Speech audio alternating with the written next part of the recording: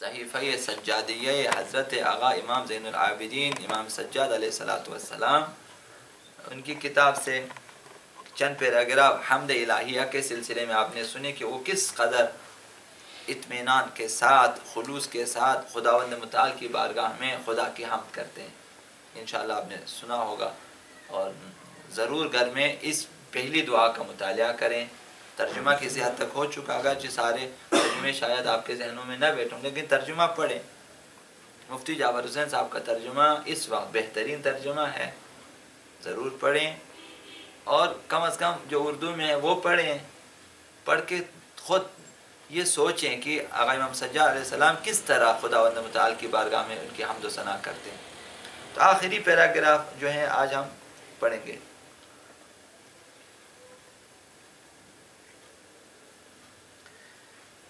الحمد کفضل ربنا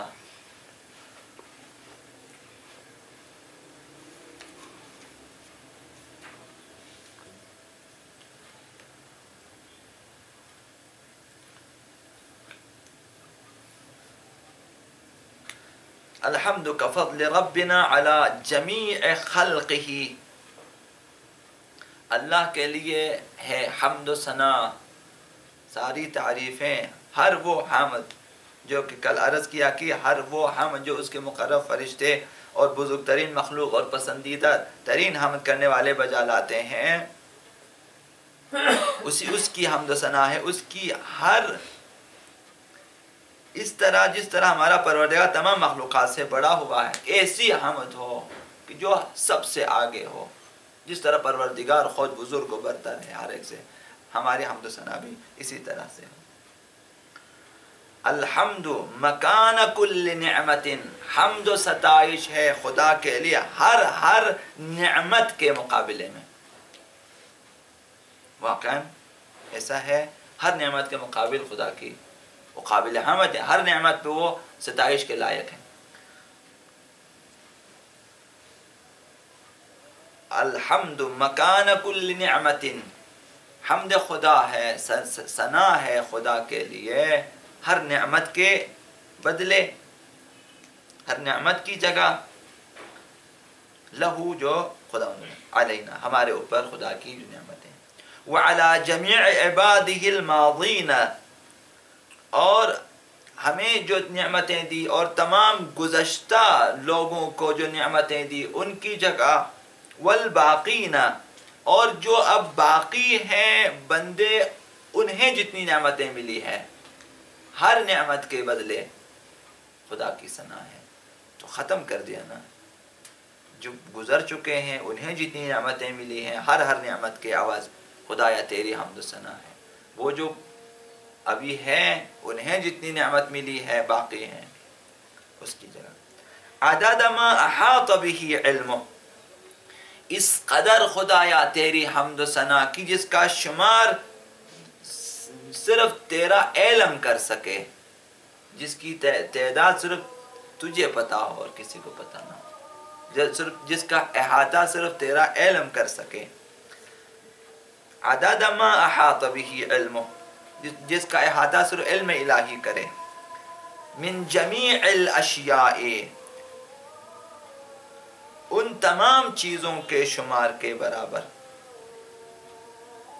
جن کا علم خداوند متعال ہو، ومکان کل واحدۃ منها عددها اضعافا مضاعفتا، اور ہر نعمت کے مقابلے میں جو دگنی چگنی جو قیامت تک دائمی ہو، ابدی ہو، ہر نعمت کی آواز جو دگنی ہوتی ہے، چگنی ہوتی ہے، تا قیامت تک ہے، ابدی ہے، ہر اس نعمت کے حساب سے خدایا تیری حمد و ثنا ہے، ابداً سرمداً الی یوم القیامہ۔ وہ تمام نعمتیں جو اب تک ملی ہیں، آئندہ ملے گی، تا قیامت جاری ہیں، خدا کی ایسی حمد کریں۔ اہل بیت ہی اس طرح احاطہ کر سکتے ہیں۔ اگر آپ سے کہیں کہ سب کو احاطہ کر کے کوئی ایسے ایک جملہ بیان کریں، ہمارے لیے مشکل ہو جاتی ہے۔ ہم اہل بیت سے سیکھتے ہیں کس طرح ہر نعمت کے بدلے میں حمد ارشاد فرماتے۔ حمدن لا منتہا لحد، ایسی حمد جس کا کوئی آخری کنارہ نہ ہو۔ ہم آرزو کرتے ہیں، خواہش کرتے ہیں، خدایا ہم چاہتے تیری ایسی حمد کریں جس کا کوئی آخری کنارہ نہ ہو، بس وہ بڑھتا ہی جائے، مسلسل تیری ثنا ہو ہماری طرف سے۔ لا منتہا لحدہ ولا حساب لعددہ، ایسی حمد کی جس کی گنتی کا کوئی شمار نہ ہو، کوئی ایک دو کر کے نہ گن سکے، بے شمار، لامحدود اور لا تعداد۔ ولا مبلغ لغایتہ، اور ایسی حمد جس کی حد و نہایت دسترس سے باہر ہو، جس کے حد کا کسی کو پتہ نہ چلے، جس کی نہایت اور آخر کا کسی کو پتہ نہ چلے، اصلا وہ پتہ نہ چلا سکے۔ ولا انقطاع لامدہ، اور جس کی مدت ختم نہ ہونے والی ہو، ایسی حمد ہو کہ جس کی مدت ختم نہ ہو جائے، ایسا نہ ہو کہ یہ اب ایکسپائر ہو جائے، ایکسپائر نہ ہو، ہمیشہ رہے وہ، خدا کی ایسی حمد۔ حمدن یکون وصلۃ الی طاعتہ وعفوہ، ایسی حمد جو اس کی اطاعت و بخشش کا وسیلہ ہو، ایسی حمد ہو جس کے عوض ہمیں خداوند متعال کی عبادت اور اطاعت کی توفیق ملے، مزید جو ہمارے اندر جذبہ اطاعت کو بیدار کرے، جذبہ فرمان برداری کو، ایسا وسیلہ بنے ہمارے۔ وَسَبَبًا إِلَىٰ رِضْوَانِهِ، ایسی حمد ہو جو سبب بنے کہ خداوند متعال ہم سے راضی ہو جائے۔ خدایا ایسی حمد، یہ بھی ایک قسم کی دعا ہے۔ وَسَبَبًا إِلَىٰ رِضْوَانِهِ، ایسی حمد ہو جس سے خدا راضی ہو جائے۔ وَذَرِيعَةً إِلَىٰ مَغْفِرَتِهِ، ایسی حمد ہو، ایسی ثنا ہو، ایسی ستائش خداوند متعال کی جو سبب بنے کہ ہم بخشے جائیں، ہماری بخشش کا سبب۔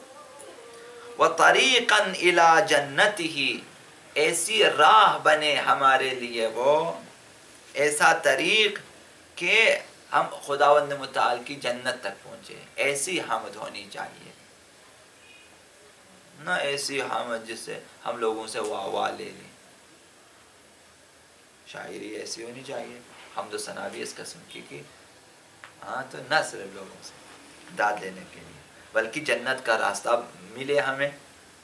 اور وَخَفِيرًا مِن نِقْمَتِهِ، اور ایسی حمد جو ہمیں اس کے عذاب سے پناہ دے، عذاب الہی سے بچا لے ہمیں، اس ایسی حمد ہو کہ جس کے بعد خداوند ہمیں عذاب سے آزاد کر دے۔ وَأَمْنًا عَنْ غَضَبِهِ، اور ایسی حمد ہو کہ جس سے ہم خداوند متعال کے غضب سے امان میں رہیں، خدا پھر ہمارے اوپر غضبناک نہ ہو، پھر غضب الہی نہ آ جائے ہمارے اوپر، ایسی حمد۔ اور وَظَهِيرًا عَلَىٰ طَاعَتِهِ، ایسی حمد ہو جو ہماری مدد کرے خدا کی اطاعت میں، اس کی اطاعت میں معین اور ممید اور مددگار ثابت ہو جائے۔ یعنی ان تمام جملوں میں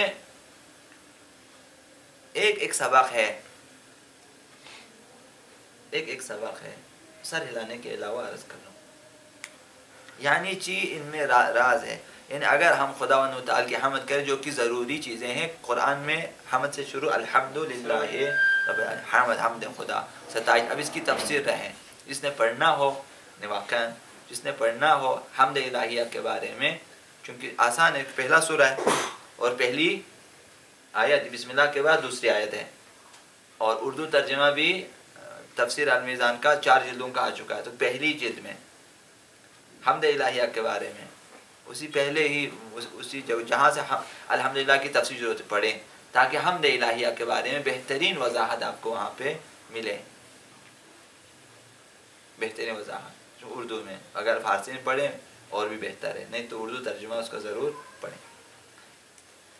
تو حمد، جب خداوند متعال کی حمد کریں گے تو یہ ساری باتیں ہمیں، یہ سارے فائدے ہیں کہ حمد کے ذریعے خداوند متعال کی اطاعت میں خداوند ہمیں توفیق دے گا، اور اسی طرح سے خداوند متعال ہمیں جو ہے عفو الہی بخشش، اور اسی طرح سے خداوند متعال کی رضایت اور خوشنودی ملے گی، اور اسی طرح مغفرت ہمیں حاصل ہوگی، اور جنت میں جانے کے لیے ہمارے ساتھ جو ہے ہمارے لیے جو ہے معاون ثابت ہوگی، اور جو ہے عذاب الہی سے نجات ملے گی۔ حمد الہی میں یہ سارے فوائد ہیں جو امام خدا سے دعا کے عنوان سے مانگ رہے ہیں۔ خدا ایسی حمد ہو جو ہمیں نجات دے، یعنی نجات مل سکتی ہے حمد کے ذریعے، ایسی حمد ہو کہ جس سے ہم تیرے غضب سے امان میں رہیں، یعنی غضب الہی کی آگ ٹھنڈی ہو سکتی ہے اگر ہم خدا کی ستائش کریں۔ تو ضروری چیزیں ہیں جو کہ ہم لوگ نہیں کرتے، سب کی تعریف کریں گے لیکن خدا کی نہیں، ہے نا۔ شاعر وہ ہے جو صرف عورتوں کی تعریف کرے، تعریف خدا کی کریں۔ شاعری کے اوج پہ اگرچہ بعد میں وہ لوگ اپنے آپ کہتے ہیں یہ عرفانی ہے، ورنہ پتہ ہے کہ جب شاعر اس قسم کا ہے تو ظاہر ہے آپ کا مد نظر بھی خواتین ہیں اور کچھ نہیں، سارے ان کی تعریفیں کرتے جائیں۔ خدا کی تعریف میں آپ کتنے نظم آپ دکھا سکتے ہیں؟ اگر خدا کی حمد و ثنا ہو جو کہ کرنی چاہیے، سب خدا کی حمد یاد کریں، ہم لوگ اشعار حمد کے سلسلے میں یاد کریں، نثر یاد کریں، پڑھا کریں، بیان کیا کریں وغیرہ وغیرہ۔ اور ویسے نہج البلاغہ میں تو کتنے خطبے ہیں حمد الہیہ کے بارے میں۔ تو اہل بیت کی سیرت نے اتنا بتا دیا ہمیں، دیکھیں یہ چیز لازمی ہوتی ہے، اور آداب ممبر میں اولین چیز حمد الہی ہے۔ بسم اللہ کے بعد الحمدللہ، کم از کم یہ 1-2 جملے حمد کے ہونی چاہیے۔ تو یہ ساری چیزیں ہمیں ہیں۔ وَظَهِيرًا عَلَىٰ طَاعَتِهِ، حمد الہیہ جو ہے ہمارے لیے اطاعت الہی میں مددگار ثابت ہو سکتے ہیں۔ وَحَاجِزًا عَنْ مَعْصِيَتِهِ، اور معصیت سے مانع ہو سکتی ہیں۔ جو لوگ حمد الہی کر، ظاہر ہے اس کا ایک اثر ہوتا ہے، یہ ہے کہ جب آپ خدا کے بارے میں اس قدر شناخت رکھتے ہیں کہ اس کی تعریف کرتے ہیں، ظاہر اس کی نافرمانی سے آپ بچیں گے۔ وَحَاجِزًا عَنْ مَعْصِيَتِهِ، ایسی حمد جس سے ہم اس کی معصیت سے بچے رہیں۔ وَعَوْنًا عَلَىٰ تَأْدِيَةِ حَقِّهِ، اور ایسی حمد ہو جو ہمارے لیے ہماری مدد کرے حق خدا ادا کرنے میں، یعنی حق اللہ کی ادائیگی میں، جو کہ اطاعت و فرمان برداری ہے۔ یعنی حمد کے ضمن میں یہ چیزیں آپ ذہن میں رکھیں، نوٹ کرتے جائیں، یہ سارے فائدے ہیں ہمارے لیے، اثرات ہیں۔ وَوَظَائِفِهِ، ایسی حمد جس سے ہم خدا کے حقوق اور وظائف، ذمہ داریاں جو ہیں وہ ادا کر سکیں۔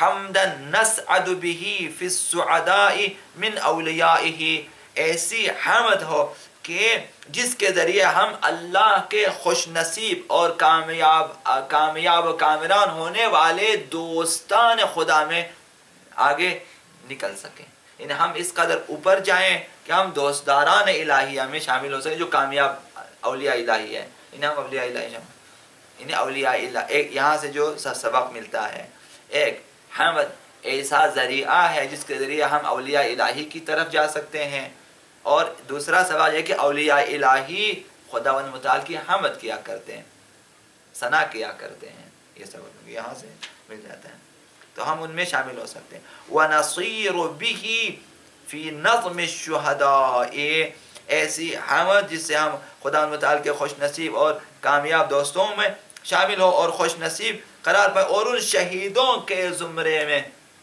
شامل ہوں جو اس کے دشمنوں کی تلوار سے شہید ہوئے ہیں۔ فی نظم الشہداء بسیوف اعدائه، شہداء کربلا، شہداء بدر، شہداء احد، شہداء حنین، شہداء خندق، دشمنوں کی تلواروں سے سب شہید ہوئے ہیں۔ یعنی خداوند، یعنی حمد کرنا انسان کو شہداء کی صف میں شامل کر دیتا ہے۔ انہ ولی حمید، یہ آخری جملہ ہے۔ فرمایا کہ بے شک وہی مالک و مختار اور قابل ستائش ہے۔ ولی سرپرست، مالک مختار، ولی ہے وہ، اور حمید قابل ستائش ہے۔ اگر قابل ستائش ہے تو خدا کی ذات ہے، صرف وہی قابل حمد ہے، کیونکہ ساری ثنا اور حمد کی بازگشت اسی کی طرف ہے۔ جس کے پاس جو بھی ہے اسی کی طرف سے ہے. تو جس کی بھی آپ تعریف کریں وہ تعریف واپس جائے گی خدا کی طرف. اس کی بازگشت خدا کی طرف ہے.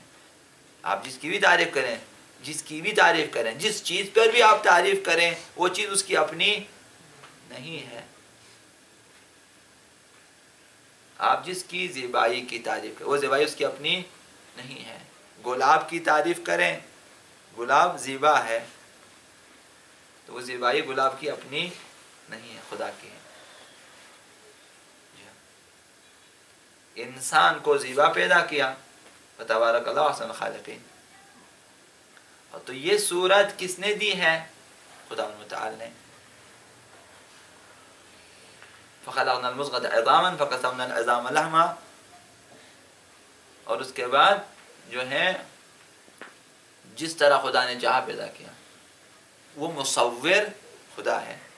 خدا کے ناموں میں سے ایک مصور, یعنی تصویر صورت بنانے والا, تصویر بنانے والا, شکل و صورت دینے والا. تو سب کو شکل خدا متعال کی ہے. تو جس کی بھی تعریف کریں وہ اس کی ہے, وہی قابل ستائش ہے.